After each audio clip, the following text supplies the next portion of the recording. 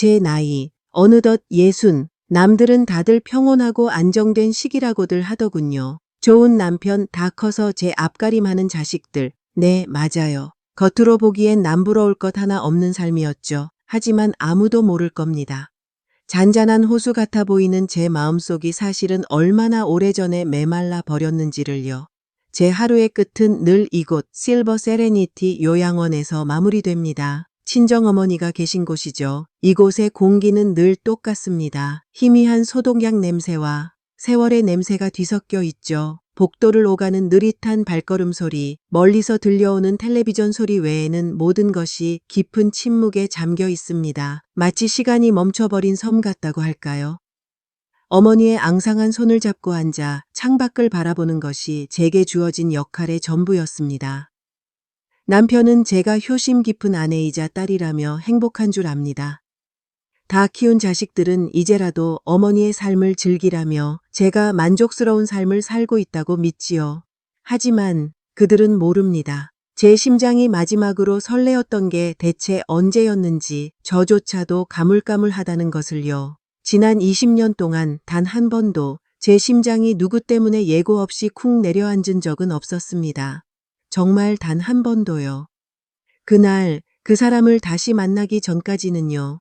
그날도 저는 여느 때처럼 어머니를 뵙고 정원 벤치에 잠시 앉아 있었습니다. 쌀쌀한 가을 바람에 낙엽이 발치에 뒹구는 그런 평범한 오후였죠. 저만치 떨어진 곳에 휠체어에 앉은 아버님의 담요를 덮어드리는 한 남자의 등이 보였습니다. 참 다정한 손길이구나 무심코 생각하며 시선을 돌리려던 순간이었습니다. 그가 잠시 허리를 펴며 고개를 돌렸을 때 무심코 우리의 시선이 허공에서 마주쳤습니다. 찰나의 순간이었어요. 하지만 세상의 모든 소음이 사라지고 시간마저 멈춰버린 듯한 이상한 감각, 낯익은 얼굴.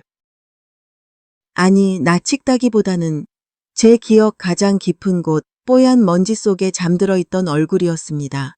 깊게 팬 주름과 희끗희끗한 머리카락, 40년이라는 세월이 그 얼굴 위에 고스란히 내려앉아 있었지만 저 단단한 턱선, 무심한 듯 하면서도 깊이를 알 수 없는 저 눈빛, 설마, 박진우, 제 심장이 바닥으로 곤두박질 치는 것 같았습니다. 숨을 쉴 수가 없었어요. 짝사랑, 제 10대 시절을 온통 흔들어 놓았던, 말 한마디 제대로 걸어보지 못하고 가슴 앓기만 했던 나의 첫사랑. 황급히 고개를 돌리려는데 그 역시 저를 보고 온몸이 굳어버린 듯 서 있었습니다. 그의 눈이 놀라움으로 커지는 것을 똑똑히 보았습니다. 그의 입술이 몇 번 달싹이더니 믿을 수 없다는 듯 아주 조심스러운 목소리가 흘러나왔습니다.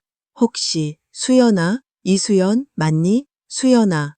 세상에 결혼하고 아이를 낳고 지난 수십 년간 누구도 저를 그렇게 다정하게 부른 적이 없었습니다. 사모님, 어머니, 엄마. 그 이름들 속에 이수연이라는 제 자신은 이미 사라진 지 오래였는데 40년 만에 불린 제 이름 석재 꽁꽁 얼어붙었던 심장의 한가운데에 뜨거운 금이 가기 시작했습니다. 저는 아무 대답도 하지 못하고 그저 바보처럼 고개만 끄덕일 뿐이었습니다. 그날 이후 요양원 정원의 벤치는 우리 둘만의 비밀스러운 공간이 되었습니다. 우리는 약속이라도 한 듯 서로의 현재에 대해서는 묻지 않았습니다. 아내와 남편으로서의 삶, 아버지와 어머니로서의 책임감 같은 무거운 이야기들은 그곳에 없었죠. 그저 빛바랜 앨범을 넘기듯 40년 전 그 시절의 이야기만을 꺼내놓았습니다.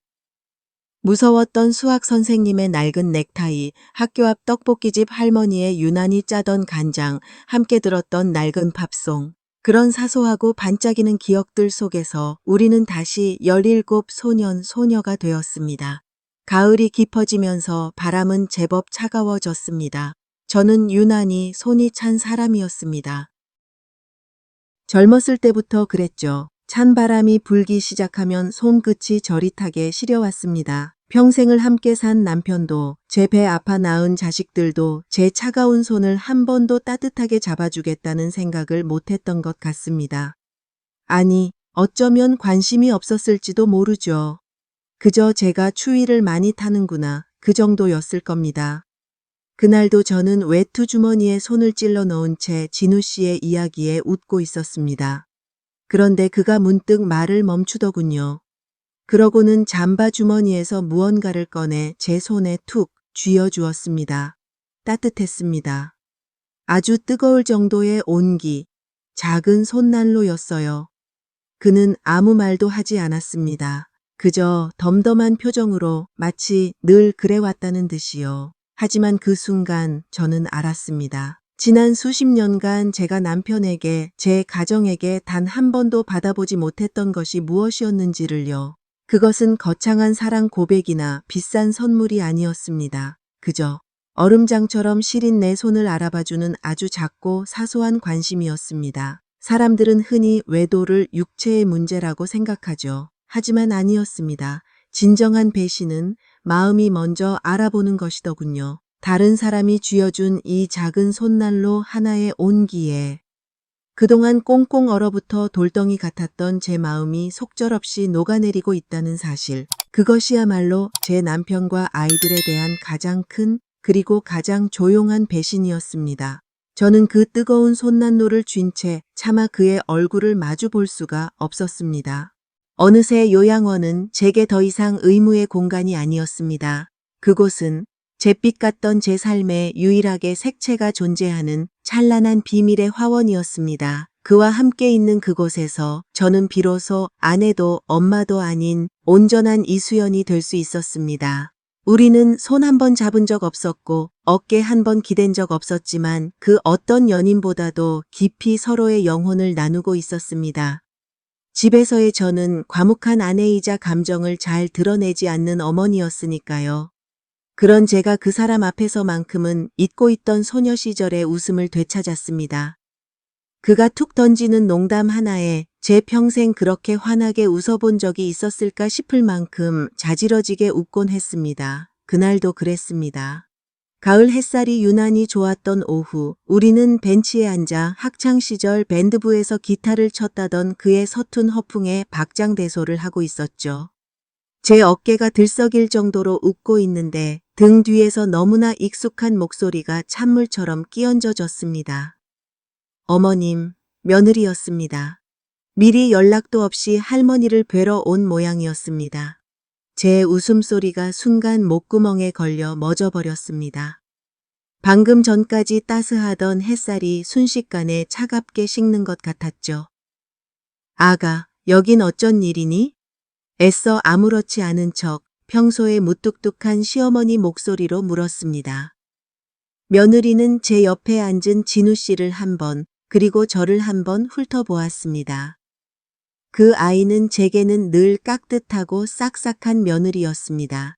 그날도 그랬죠.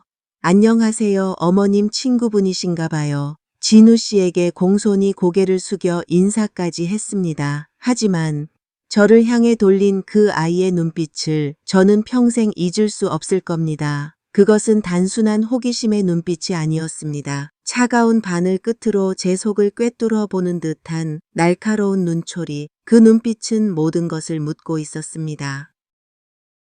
이 남자는 누구예요? 어머니답지 않게 왜 이렇게 해프게 웃고 계세요? 집에서는 한 번도 보여준 적 없는 그 표정은 뭐죠? 짧은 정적, 세상에서 가장 길고도 무거운 침묵이었습니다. 할머님 뵈러 왔어요. 먼저 올라가 볼게요, 어머님. 며느리는 이내 평소의 상냥한 얼굴로 돌아와 건물 안으로 사라졌습니다. 하지만 저는 알 수 있었습니다. 그 아이의 눈빛은 단단한 유리벽으로 지켜오던 우리 둘만의 세상에 날아든 첫 번째 돌멩이였습니다. 완벽했던 우리의 비밀에 드디어 가느다란 금이 가기 시작한 것입니다. 그날 밤 저는 한숨도 잠들지 못했습니다. 눈을 감으면 며느리의 그 차가운 눈빛이 망령처럼 저를 따라다녔습니다. 비난하는 것 같기도 하고 경멸하는 것 같기도 한 그 눈빛은 마치 날카로운 송곳이 되어 제 양심을 후벼 파는 듯 했습니다. 나는 죄인인가? 나는 남편을, 아이들을 배신한 나쁜 여자인가? 수십 번, 수백 번을 스스로에게 되물었습니다. 죄책감, 묵직한 돌덩이 같은 죄책감이 제 가슴을 짓눌렀습니다. 그와 나는 손 한 번 잡지 않았지만 이미 마음으로는 천길 낭떠러지를 건너 버렸다는 것을 부정할 수 없었죠. 다음 날부터 저는 의식적으로 그를 피하기 시작했습니다. 그가 정원에 나올 법한 시간을 피해 요양원을 찾았고 혹시라도 마주칠까 복도에서도 고개를 숙이고 걸었습니다. 집에서는 일부러 남편에게 말을 걸어보기도 했습니다. 여보, 오늘 날씨가 참 좋네요. 남편은 신문을 보던 눈을 들지도 않은 채 대답했죠. 보일러 점검은 언제 온다더라? 아이들에게 전화를 걸면 늘 똑같은 레퍼토리였습니다. 네, 엄마. 별일 없으시죠? 건강 잘 챙기세요. 바빠서 이만 끊을게요. 돈, 건강, 의무. 우리 가족의 대화는 늘 그 세 가지 범주를 벗어나지 못했습니다. 제 마음이 가을 들판처럼 텅 비어가고 있다는 사실은 그 누구도 궁금해하지 않았습니다. 이런 공허함 속에서 나를 온전히 이해해주는 단 한 사람을 만난 것이 그렇게 큰 죄일까? 텅 빈 내 마음에 따스한 온기를 불어넣어 준 것이 지탄받아 마땅한 일일까? 제 안에서 두 개의 자아가 처절하게 싸우고 있었습니다. 결국 저는 결심했습니다. 이 위험한 감정을 여기서 끝내야 한다고. 나를 위해서가 아니라 내 평생을 바쳐 이룩한 나의 가정을 위해서. 결심을 굳힌 다음 날, 저는 일부러 늦은 시간에 어머니를 찾아뵈었습니다. 정원에는 나가지 않았습니다. 어머니의 병실에 들어서자 커튼으로 반쯤 가려진 옆 병실에서 익숙한 목소리가 들려왔습니다. 진우 씨였습니다. 아버님께 오늘 있었던 시시콜콜한 세상 이야기를 들려드리고 있는 듯 했습니다. 아버지, 오늘 뉴스 보셨어요? 글쎄, 동네 공원에 단풍이 아주 기가 막히게 들었답니다. 그의 나직하고 다정한 목소리, 그 목소리가 얇은 커튼을 뚫고 제 귓가에 닿는 순간 단단했던 제 결심은 모래성처럼 힘없이 무너져 내렸습니다. 그래, 목소리만이라도 듣고 가자. 그렇게 주저앉은 저는 그가 아버님께 책을 읽어주는 소리를 자장가 삼아 한참을 미동도 없이 앉아 있었습니다. 도망치고 싶었지만 발이 떨어지지 않았습니다. 저는 제 감정 앞에서 너무나도 무력한 사람이었습니다. 그렇게 이도 저도 못한 채 죄책감과 그리움 사이에서 위태로운 줄타기를 하던 며칠이 흘렀습니다. 잠을 자도 잔 것 같지 않고 음식을 먹어도 모래알을 씹는 듯한 그런 몽롱한 날들이었죠.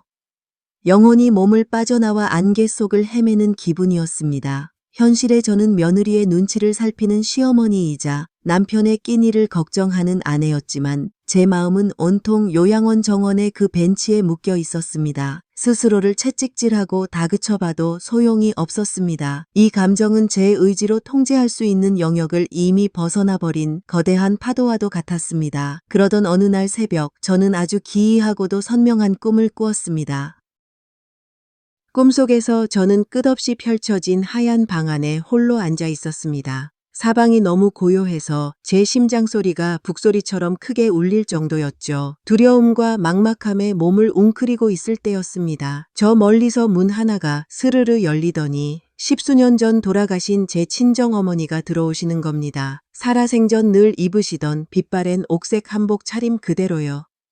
세월의 흔적도 없이 제가 기억하는 가장 곱고 인자한 모습이었습니다. 저는 덜컥 겁이 났습니다. 온몸이 얼어붙는 것 같았죠.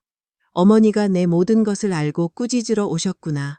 이 불경하고 칠칠치 못한 딸년을 벌하러 오셨구나. 저는 죄인처럼 고개를 푹 숙이고 어머니의 호통을 기다렸습니다. 차라리 따끔하게 야단을 맞고 나면 이 지긋지긋한 마음의 짐이 조금은 가벼워질까 그런 생각마저 들었습니다. 그런데 어머니는 제게 다가오지 않으셨습니다. 아무 말 없이 그저 저와 적당한 거리를 둔 채 자리에 앉으시더니 품에서 무언가를 꺼내셨습니다. 뜨개질거리였습니다. 털실은 마치 따스한 가을 햇살을 그대로 뽑아 만든 듯한 눈부신 황금빛이었습니다. 어머니의 하얀 손에서 대바늘이 춤을 추기 시작했습니다. 사각사각, 사각사각, 대바늘 부딪히는 소리만이 하얀 방 안을 가득 채웠습니다. 그 단조롭고 규칙적인 소리는 이상하게도 제 멋대로 날뛰던 심장을 차분하게 가라앉혀 주었습니다. 저는 고개를 들지 못한 채 어머니의 뜨개질 소리를 들으며 하염없이 눈물만 흘렸습니다. 왜 우는지도 몰랐습니다. 그저 서러웠습니다. 제 마음을 알아주는 이 하나 없다는 외로움, 누구에게도 털어놓을 수 없는 비밀의 무게, 그리고 제 자신에 대한 실망감까지 모든 감정이 뒤섞여 뜨거운 눈물이 되어 흘러내렸습니다. 시간이 얼마나 흘렀을까? 마침내 목도리 하나가 완성되었습니다. 어머니는 자리에서 일어나 제게로 아주 천천히 다가오셨습니다. 저는 눈을 질끈 감았습니다. 하지만 제게 돌아온 것은 매서운 질책이 아니었습니다. 포근한 온기였습니다. 어머니는 완성된 그 햇살빛 목도리를 제 목에 가만히 둘러주셨습니다. 목도리에서는 그리운 햇볕 냄새와 함께 어머니의 따스한 채취가 났습니다. 그 순간 둑이 터지듯 저는 소리내어 울기 시작했습니다. 어머니는 여전히 아무 말 없이 그저 제 어깨를 두어 번 토닥여 주실 뿐이었습니다. 꾸짖음도 원망도 실망도 없었습니다. 그 고요한 손길과 따스한 목도리 하나에 어머니의 모든 마음이 담겨 있었습니다. 애썼다, 내 딸아. 얼마나 춥고 외로웠느냐. 괜찮다, 다 괜찮다. 말하지 않아도 저는 그 마음을 온전히 느낄 수 있었습니다. 꿈에서 깨어났을 때 제 뺨은 눈물로 흥건히 젖어 있었습니다. 창밖은 아직 어슴푸레한 새벽빛에 잠겨 있었죠. 하지만 더 이상 죄책감의 마음이 무겁지 않았습니다. 오히려 아주 오랫동안 느껴보지 못했던 깊은 평온함과 충만함이 저를 감싸고 있었죠. 그 꿈은 경고가 아니었습니다. 그것은 세상 가장 깊은 곳에서 온 위로이자 이해였으며 침묵의 용서였습니다. 도망치고 외면하는 것이 능사가 아니라는 침묵의 가르침이었습니다. 저는 그제야 깨달았습니다. 제게 필요한 것은 이 감정을 억지로 끊어내거나 부정하는 것이 아니라 있는 그대로 마주하고 그 의미를 온전히 받아들일 용기라는 것을요. 그 꿈은 제게 그럴 수 있는 힘과 괜찮다는 허락을 주었습니다. 어머니의 꿈이 제게 용기를 주었습니다. 더 이상 비겁하게 숨거나 도망치지 않기로 마음먹었습니다. 다음 날 저는 늘 같은 시간에 요양원을 찾았습니다. 그리고 망설임 없이 우리의 첫 만남이 시작되었던 정원 벤치로 향했습니다. 그는 이미 그곳에 와 있었습니다. 마치 저를 기다리기라도 한 사람처럼 멀리서 걸어오는 저를 덤덤한 눈으로 바라보고 있었죠. 저는 그의 맞은편에 조용히 앉았습니다. 한동안 우리 사이에는 낙엽 굴러가는 소리만이 맴돌았습니다. 먼저 침묵을 깬 것은 저였습니다. 그동안 일부러 피해 다녀서 미안했어요. 그는 고개를 저으며 희미하게 웃었습니다. 아니요, 나라도 그랬을 거요. 그 한마디에 그 역시 저와 같은 마음의 지옥을 건너왔다는 것을 알 수 있었습니다. 저는 용기를 내어 지난밤 꾸었던 어머니의 꿈 이야기를 전부 털어놓았습니다. 하얀 방, 말없이 뜨개질하시던 어머니, 그리고 햇살처럼 따뜻했던 황금빛 목도리 이야기까지. 제 이야기가 끝나자 그는 한참 동안 말이 없었습니다. 그저 먼 곳을 바라보며 깊은 생각에 잠겨 있었죠. 이윽고 그가 입을 열었습니다. 이상한 일이군요. 나 역시 며칠 전 아버님의 낡은 물건들을 정리하다가 기이한 것을 발견했소. 그의 아버님은 평생을 무뚝뚝하고 엄격한 가장으로 살아오신 분이라고 했습니다. 그런 아버님의 낡은 서랍장 가장 깊숙한 곳에서 그는 자물쇠로 잠긴 작은 나무 상자 하나를 발견했다고 합니다. 그 안에는 빛바랜 편지 한 통이 들어 있었습니다. 수십 년은 좋게 되었을 붙이지 못한 연서 리안슈였습니다. 젊은 시절 집안의 반대로 헤어져야만 했던 다른 여인에게 보내는 애틋하고 절절한 사랑 고백과 평생의 그리움이 담긴 편지였죠. 평생을 어머니 곁에서 묵묵히 살아오신 아버님께 그런 비밀이 있었을 줄은 꿈에도 몰랐어. 그 편지를 읽는데 아버님의 평생이 너무나 안타깝고 서러워서 한참을 울었어. 어쩌면 아버님은 그 편지 한 통을 가슴에 묻은 채 평생을 후회하며 사셨을지도 모르지. 그의 이야기를 듣는 순간 우리는 서로의 눈을 바라보았습니다. 그리고 깨달았습니다. 어머니의 꿈과 아버님의 편지는 결국 우리에게 같은 이야기를 하고 있다는 것을요. 우리는 앞으로 나아갈 수도, 그렇다고 아무 일 없던 예전으로 돌아갈 수도 없겠죠. 제가 힘겹게 입을 열자 그가 조용히 고개를 끄덕였습니다. 그의 눈빛은 더 이상 흔들리지 않았습니다. 슬프지만 더없이 단단하고 평온한 눈빛이었습니다. 그는 제게 몸을 돌려 앉으며 아주 나직하고 진심 어린 목소리로 말했습니다. 고맙소, 수연 씨. 덕분에 내 메마른 영혼이 아직 살아있다는 걸 알게 해줘서.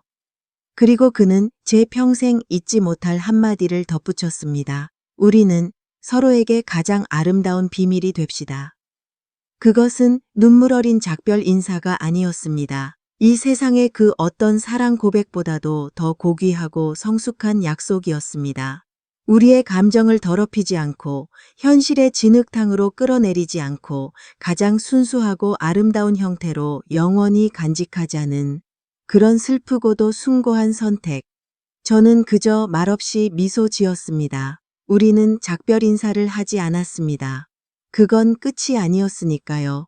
우리의 이야기는 그 순간 세상에서 가장 아름다운 비밀이 되어 우리 각자의 마음속에 영원히 봉인되었습니다. 그날 이후 우리는 정말로 서로에게 가장 아름다운 비밀이 되었습니다. 요양원에서 마주치면 우리는 그저 희미한 미소와 가벼운 목례만을 나누었습니다. 그 눈빛 속에 담긴 수만 가지의 언어는 오직 우리 둘만이 알아볼 수 있었죠. 더 이상 길게 이야기를 나누지도 서로의 안부를 묻지도 않았습니다. 그럴 필요가 없었습니다. 우리는 이미 서로의 영혼 가장 깊은 곳을 보았으니까요. 시간은 속절없이 흘렀습니다. 그의 아버님이 먼저 세상을 떠나셨고 몇 해 뒤 제 어머니도 평온하게 눈을 감으셨습니다. 우리를 이어주던 마지막 끈이었던 실버 세레니티 요양원, 그곳에 갈 이유가 이제는 사라진 것입니다. 우리는 서로의 연락처를 묻지 않았습니다. 다시 만날 날을 기약하지도 않았습니다. 마치 아주 오랫동안 함께 읽던 소설책의 마지막 장을 조용히 덮듯 우리의 인연을 그렇게 자연스럽게 놓아주었습니다. 어떤 이들은 제 이야기를 듣고 어리석다 말할지도 모릅니다. 평생에 한 번 올까 말까 한 인연을 그렇게 놓아버렸느냐고 후회하지 않느냐고 물을지도 모르죠. 네, 물론 아쉽고 그립습니다. 때로는 텅 빈 가슴에 시린 바람이 불어오는 것 같기도 합니다. 하지만 저는 후회하지 않습니다. 만약 그때 우리가 서로의 가정을 등지고 세속적인 사랑을 택했다면 과연 행복했을까요? 아마도 우리의 순수했던 감정은 현실의 무게와 죄책감 속에서 곧 빛이 바래고 말았을 겁니다.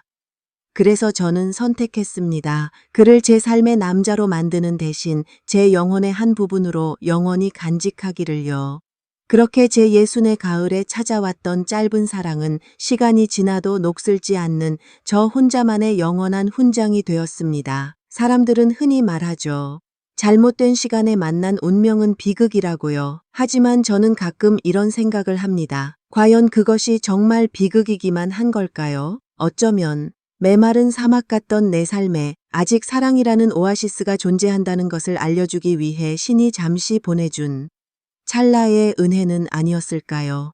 내 심장이 아직 누군가를 향해 뜨겁게 뛸 수 있다는 사실을 일깨워준 것만으로도 그 만남은 충분히 의미 있는 것이었다고 저는 믿고 싶습니다. 제 이야기는 여기서 끝이 납니다. 어떤 약속도 행복한 결말도 없이 그저 요양원의 가을 정원 안에 영원히 머물러 있을 뿐입니다. 지금 이 이야기를 듣고 계시는 당신의 삶에는 당신의 마음을 송두리째 흔들었던 박진우가 혹은 이수연이 있었나요? 이성과 책임감의 한가운데서 차마 발길을 떼지 못하고 서성였던 순간이 있었나요?